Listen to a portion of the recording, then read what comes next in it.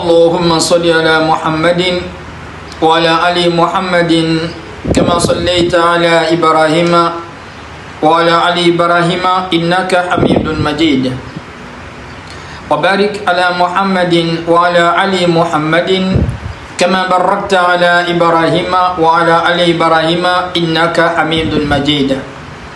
Donc comme je le disais tantôt, dire que Jésus a un pouvoir, n'est-ce pas, où Jésus devient Dieu chez une personne quelconque, ce n'est pas seulement mélanger plafond et le fond du plat, mais cette personne est déjà morte avant de mourir. Dire que Jésus a un pouvoir quelconque au-dessus de celui même qui l'a créé, il est déjà mort avant de mourir, celui qui professe cette parole. Donc adorer Jésus, c'est de l'idolâtrie, et proférer que Jésus est le Fils de Dieu, coraniquement et bibliquement, c'est une parole satanique, diabolique, sadique. On a démontré ça dans Luc 4, verset 1 à 4. Le diable, il tente.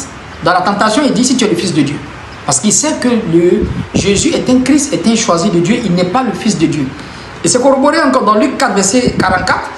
Jésus il a soigné les gens après le coucher du soleil. Les démons qui ont été vaincus, quand ils sortaient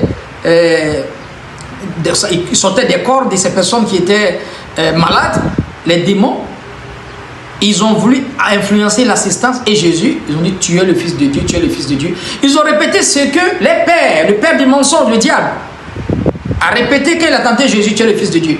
Et Jésus les a menacés parce qu'ils n'étaient pas d'accord avec cette conception. Donc tout chrétien, toute personne, tout citoyen là-dedans qui va venir dire que Jésus est Fils de Dieu, bien Dieu, Jésus menace ça. Bon, si Jésus menace d'abord, il n'accepte même pas d'être Fils de Dieu.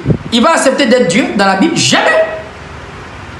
Est-ce que tu vois? Moi, je ne sais pas où les gens sont quittés avec cette conception-là. Jésus les menace. Les démons qui sont dit tu es le Fils de Dieu. Les démons n'ont même pas dit que tu es Dieu. Ils n'ont même pas dit que d'abord tu donnes le pouvoir à Dieu comme certains égarés. Les démons disent tu es le Fils de Dieu. Jésus les menaçait, il les empêchait de ne pas dire, car les démons savaient que Jésus était le Christ. Alors ils ont dit simplement que tu es le Fils de Dieu. Ils n'ont pas dit que tu es Dieu. Ils ne sont pas extrapolés. Aujourd'hui, on voit des paroles des hommes qui s'extrapolent au-dessus même de la parole même des diables. C'est-à-dire même ce que le diable n'ose même pas dire dans la bouche et ils disent. Les diables, les démons disent que tu es le Fils de Dieu, tu es le Fils de Dieu. À l'instar de Shaitan qui dit, si tu es le Fils de Dieu, transforme telle chose en pain, un truc comme ça. Donc les démons ils sortent en disant, tu es le Fils de Dieu, tu es le Fils de Dieu. Jésus les menaça, il les réprimanda de ne pas dire, il les empêchait, car les démons savaient qu'il était le Christ. Et cette parole est coranique. Quand on prend Surat al-Jinn, elle dit قل أوحي إلي أنه استمع نفر من الجن فقالوا إنا سمعنا قرآنا عجبا يهدي إلى الرشد فآمنا به ولن نشرك بربنا أحدا. On va dire, cette même parole est confirmée, bien corroborée par les génies, parce qu'ils avaient une mauvaise conception avant de leur père, n'est-ce pas? Comme ils ont pris avec cette parole avec le diable, les génies qui sont venus se convertir, ils vont témoigner cette même parole. Avant de parler de ce témoignage-là, on va dans Surat Ahqaf, Surat 47.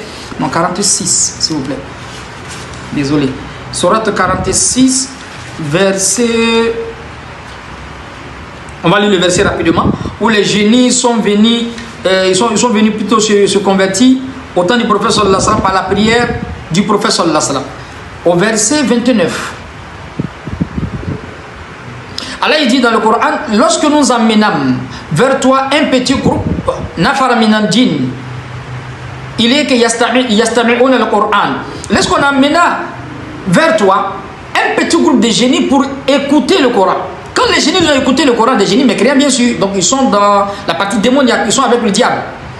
Les génies l'ont dit, après la lecture, écoutez bien.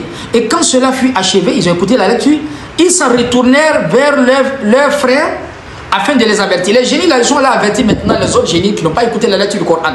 Oh mon peuple, oh notre peuple, dit-il, nous avons entendu un livre descendu en révélation après Moïse, en confirmant ce qu'il a précédé. Même les génies savent que le Coran est venu en confirmation des autres livres avant lui. Les génies me témoignent ça. Je ne parle même pas des hommes qui sont sur la terre, ce sont les génies qui sont dans les musiques qui témoignent ça. Et ils sont venus se convertir au temps du prophète. Et on va voir les paroles maintenant dans la sourate Jinn où ils vont témoigner des paroles sataniques que le diable a mis dans les bouches. Que les hommes continuent aujourd'hui. Oh mon peuple, Nous avons entendu un livre descendu en révélation après Moïse en confirmant ce qui l'a précédé. Il guide vers la vérité et vers le droit chemin. Les génies continuent en disant, oh mon peuple, oh notre peuple, répondez à celui qui appelle vers Allah, ayez foi en lui, Allah vous pardonnera une partie de vos péchés et vous prémunira contre un châtiment douloureux. Ce sont les génies qui sont allés parler après leur conversion, quand ils ont écouté le prophète sallallahu alayhi wa sallam lire le Coran.